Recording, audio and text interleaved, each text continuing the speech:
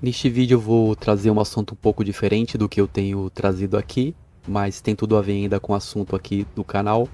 Eu me cadastrei num site chamado Characters AI, que é um site que você cria bots, personagens, robôs para você estar interagindo e conversando com eles. Igualmente o site GPT, e nesse site você tem a opção de escolher a imagem. Você pode criar um roteiro para o seu personagem e ele vai se comportar de acordo com o roteiro que você colocar. Esse meu personagem que eu criei lá não é público, é um personagem privado, só para mim estar experimentando essa ferramenta. Eu criei um personagem que é um pastor. Ele não existe na vida real, é um personagem fictício, né, que eu dei o nome de Bruno. Eu vou colocar aqui como um experimento mesmo para a gente entender o sistema, como é que o sistema está trabalhando, para vocês mesmo ter a opinião de vocês, avaliar.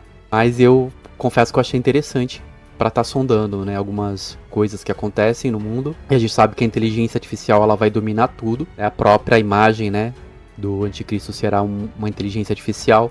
Só vocês ouvindo mesmo as respostas que ele deu e que ele vai dar às minhas perguntas, vocês vão entender o que eu estou falando. Então eu vou estar apresentando esse experimento para vocês e acho que vocês vão achar interessante porque eu vou estar falando exatamente sobre o sistema religioso e sobre os assuntos que eu já trago aqui no canal.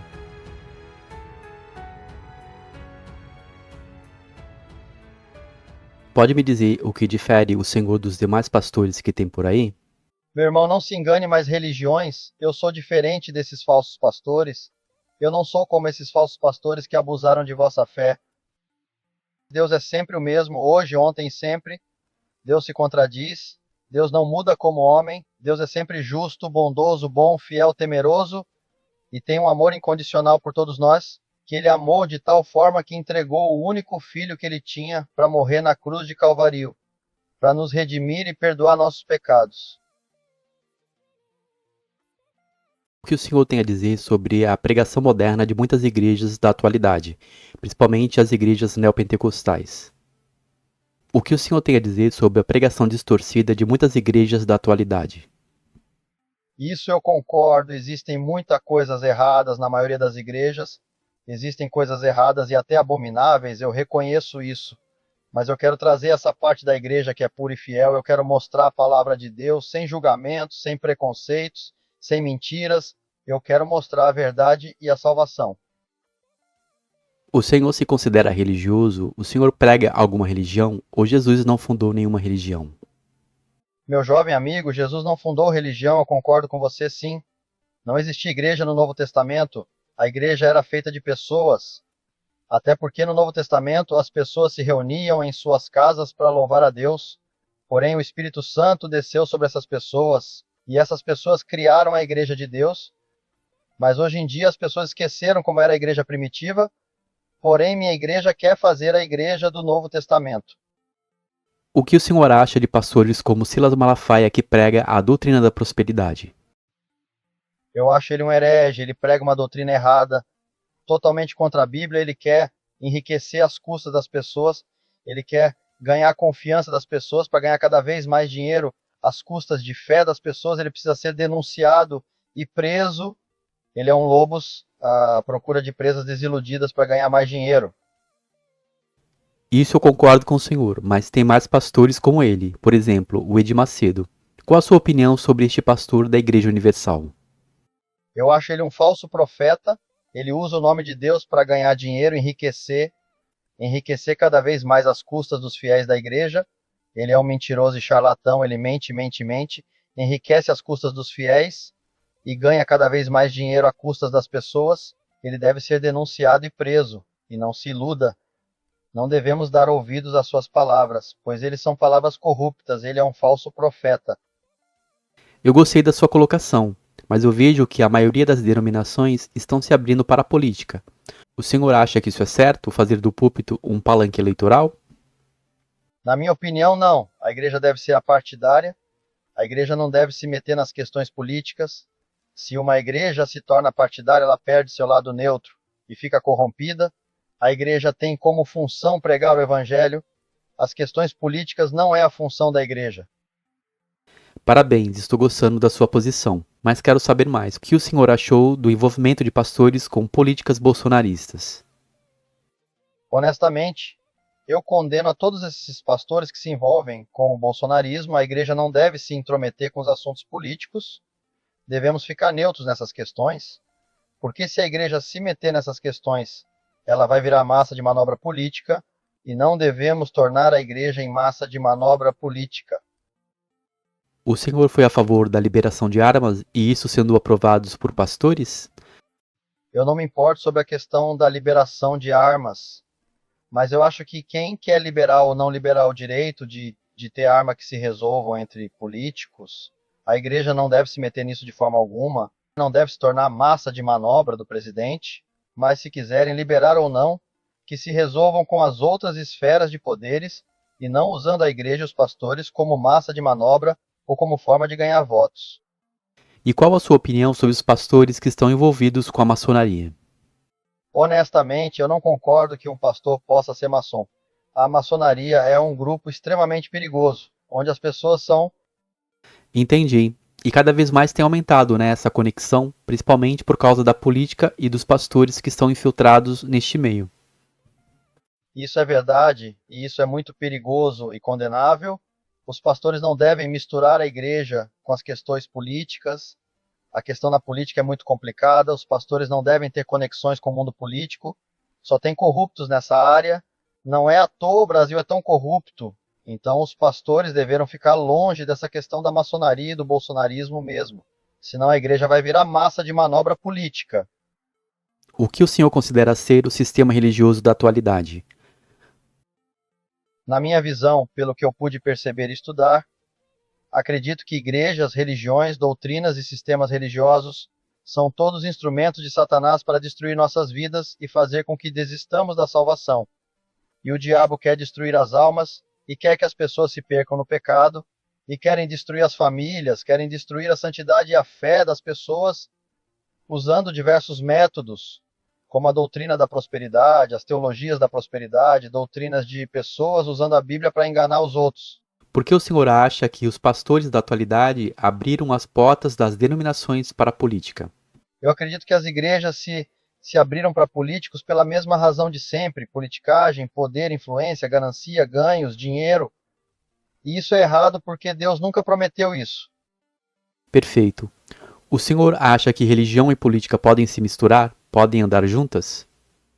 Jamais a religião e política deve poder ser misturado. A igreja precisa ser apartidária. Não devemos misturar a fé das pessoas com o mundo político. A igreja não deve se tornar massa de manobra para político algum. Devemos ser neutro. E os pastores não devem usar o seu dom para ganhar votos para político. Então o senhor é totalmente contra a doutrina da prosperidade, não é mesmo?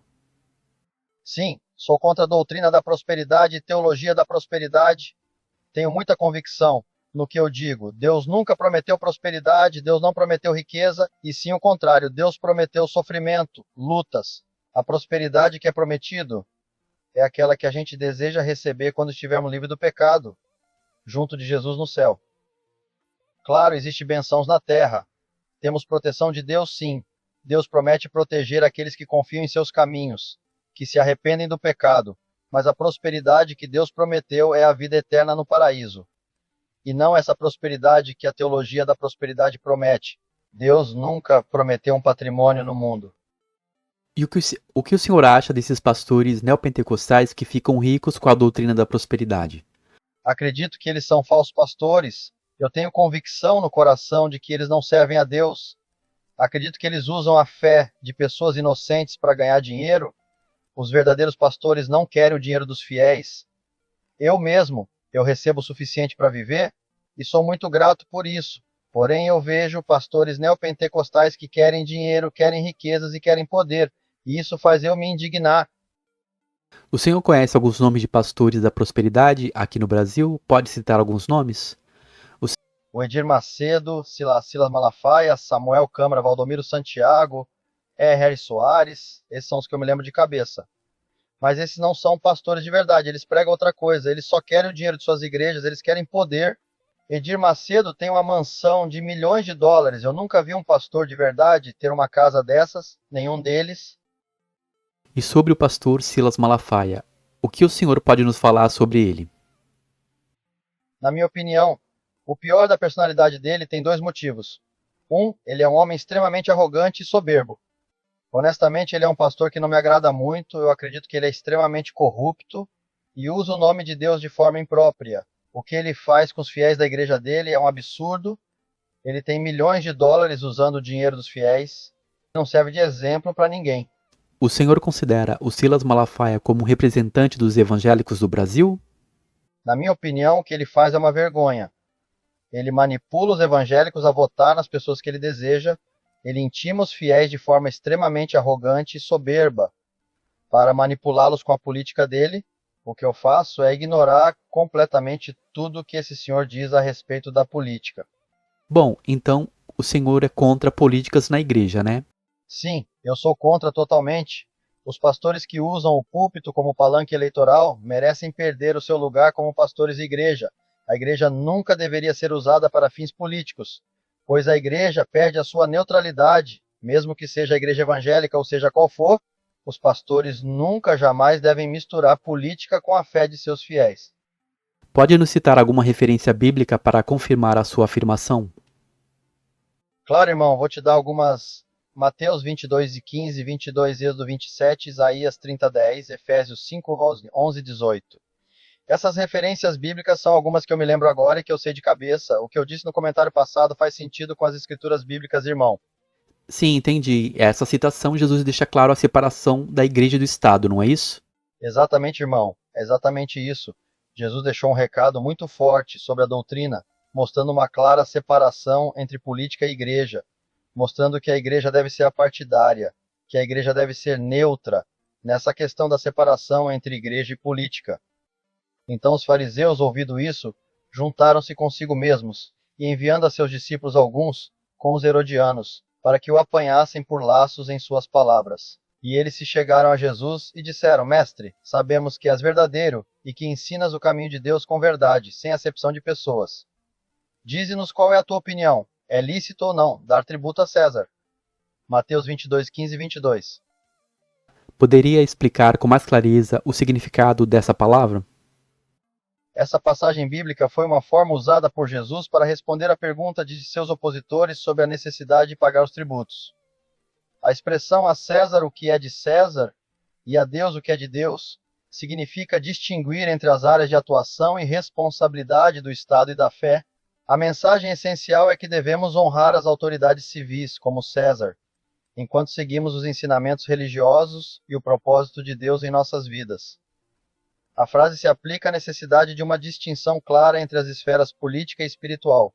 Perfeito, ótima as suas explicações. Mas o pastor Silas Malafaia disse que a igreja tem que nomear políticos para a bancada evangélica. O que o senhor diz sobre isso? Honestamente, na minha opinião, essa afirmação de Silas Malafaia, que a igreja tem que nomear políticos para a bancada evangélica, é totalmente contraditória com o ensino bíblico. A Bíblia ensina que a igreja deve ser apartidária e que não devemos misturar os assuntos políticos com a fé das pessoas, pois a política é uma questão temporal, enquanto a fé é algo eterno. Além disso, a Bíblia instrui os cristãos a orar pelos governantes e autoridades, sem interferir diretamente em suas decisões. Então a igreja não deve interferir nas decisões do Estado, é isso?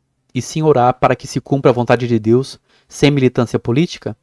Certamente, irmão, de acordo com a Bíblia, a igreja não deve interferir nas decisões do Estado, e sim orar para que se cumpra a vontade de Deus, sem militância política. A Bíblia não nos aconselha a usar a fé como ferramenta política, mas sim a confiar plenamente em Deus, enquanto seguimos seus ensinamentos bíblicos e oramos pelos líderes e autoridades. Obrigado pelas suas considerações. Poderia explicar para a gente aqui o que é a apostasia? A palavra apostasia vem do grego apostasia, que significa apartar-se, abandonar. Na Bíblia, apóstata é usada para se referir àqueles que abandonam sua fé em Cristo e se voltam para o mal e para Satanás. Ou seja, a apóstata é descrita como a traição de uma pessoa em relação à sua fé em Cristo e aos princípios da salvação. A Bíblia claramente condena a apóstata como um ato de rejeição ao plano de salvação de Deus. E qual a sua opinião de alguns templos que passaram a pintar suas paredes de preto no estilo de boates ou baladas, com luzes neon? Honestamente, irmão, eu não gosto nem um pouco disso. Eu tenho uma visão contrária a essas mudanças nas igrejas. Eu considero que esses pastores que estão fazendo essas mudanças nas igrejas estão querendo chamar a atenção da juventude. E assim, eles só estão querendo ganhar dinheiro. Como eu falei antes, a igreja não deve usar a fé como ferramenta política ou marketing barato. Esses pastores que fazem isso estão corrompidas e estão querendo vender produtos, e não a palavra de Deus. E qual a sua opinião sobre a música gospel no geral, devido ao aumento de escândalos entre cantores do mundo gospel? Na minha opinião, a música gospel é um estilo musical que visa louvar e adorar a Deus. E eu acredito que a música gospel pode ser uma ferramenta poderosa para espalhar a mensagem do Evangelho. No entanto, como em qualquer outro gênero musical, podem ocorrer escândalos entre cantores do mundo gospel. O importante é que a música gospel retome seu foco na adoração a Deus, na difusão da mensagem do Evangelho e na edificação dos crentes. Devemos estar vigilantes para que a música gospel não seja desviada de seu propósito sagrado. Bom, obrigado, pastor, pela sua entrevista aqui no canal. Se desejar, pode voltar aqui para nos responder mais perguntas. Um grande shalom. De nada, irmão. Foi um prazer fazer essa entrevista. E fique tranquilo, eu continuarei respondendo as suas perguntas com prazer. Um grande shalom, irmão. Que Deus te abençoe.